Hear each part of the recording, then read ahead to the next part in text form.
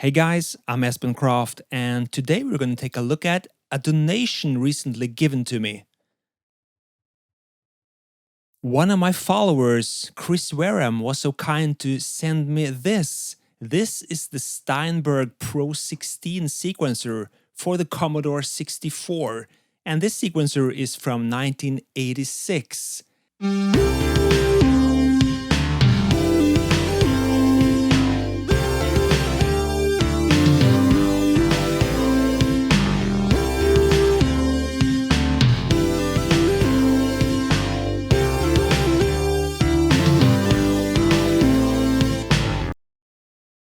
He also sent me this MIDI interface for the Commodore 64.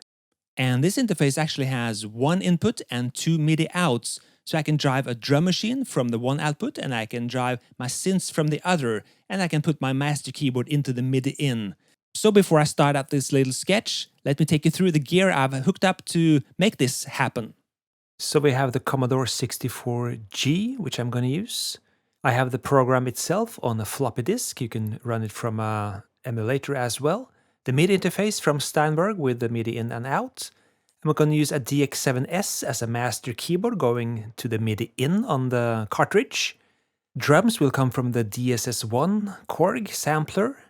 And the Alpha Juno 2 provides bass, and the sequential circuit 6-track provides a string pad. Now, this is not a tutorial on how to use the Pro16 software. That would require a video on its own. But to explain briefly, at the top of the screen we have my 16 tracks in this sequencer, Pro16, 16 tracks, and I can set any track to receive on any MIDI channel I want to. And at the lower part of the screen you can set things like tempo, the bar length, quantize settings, etc, etc.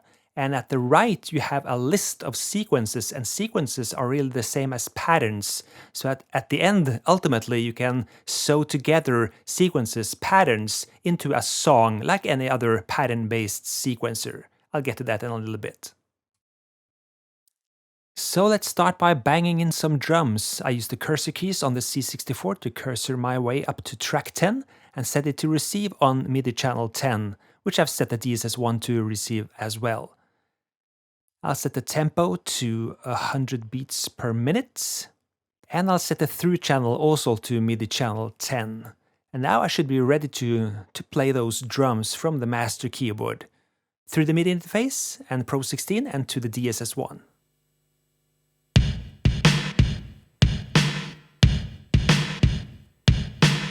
So now all I do is press R on the keyboard, the C64 keyboard, and I get a 2-bar count in, and I play and record.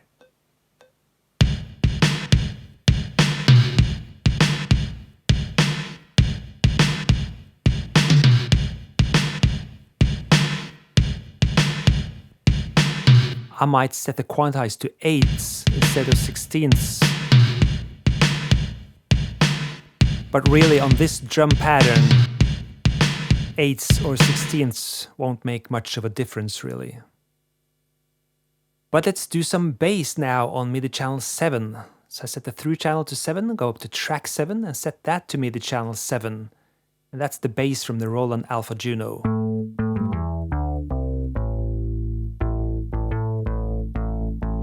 Remember, I play everything from the master keyboard. 2-bar count in.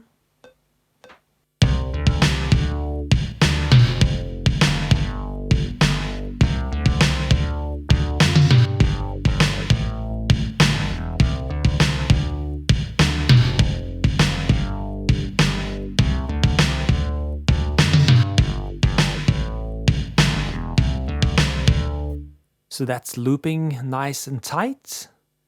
And now we have those string pads. Let's do track 8 and MIDI channel 8. The through channel also to 8. And that should let me play the sequential circuit 6-track for that string pad.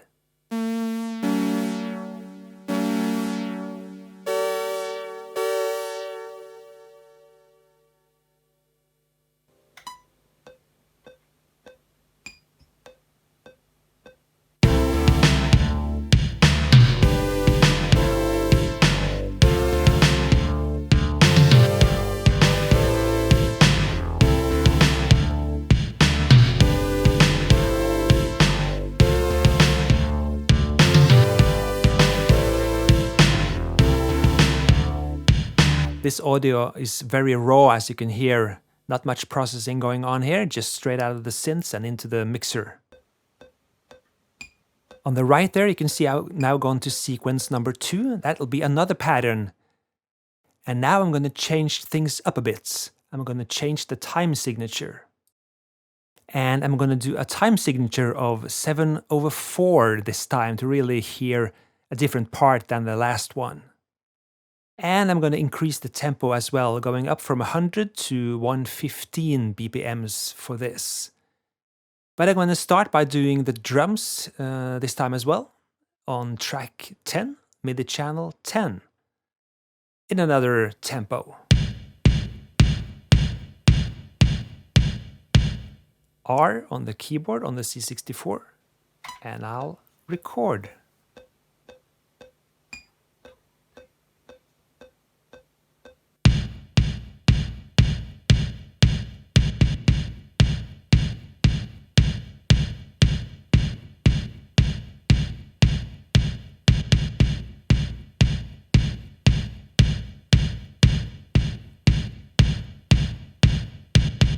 So let's add a snare drum.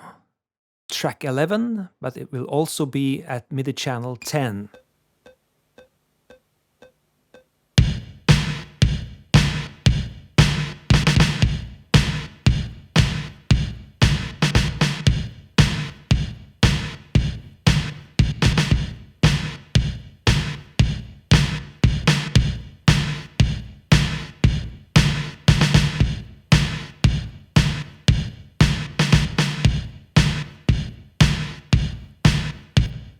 So that was the snare drum, and let's do one more track with drums.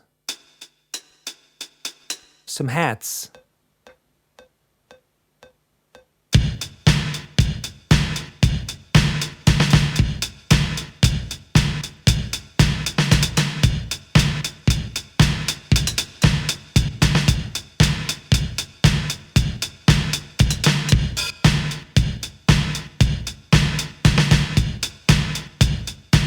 So that worked, and we'll do some bass for this as well, from the Alpha Juno.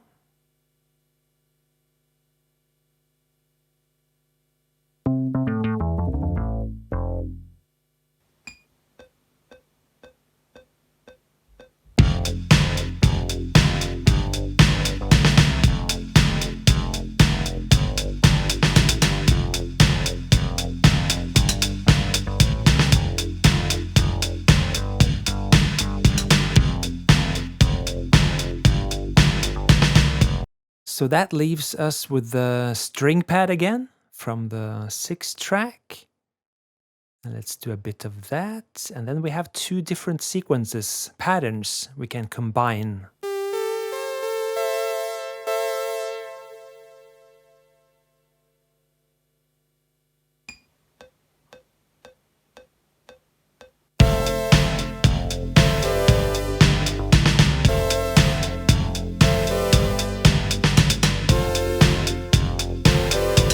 So now we have one pattern, one sequence number 1, going at the tempo of 100 BPMs.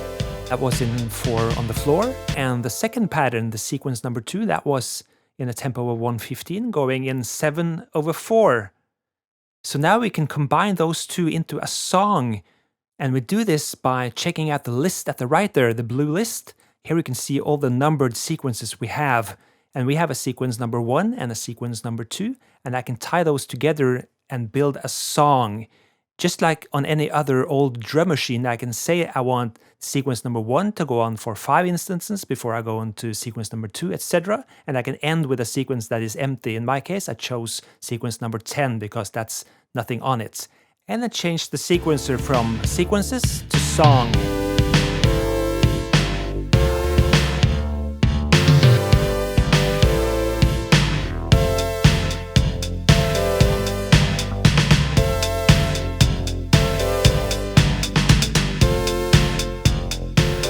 Very fast and very easy way of testing out new ideas in another workflow. And I'm sure some of you are thinking, what's the point of using a Commodore 64 with a piece of rudimentary software from 1986 to start a track?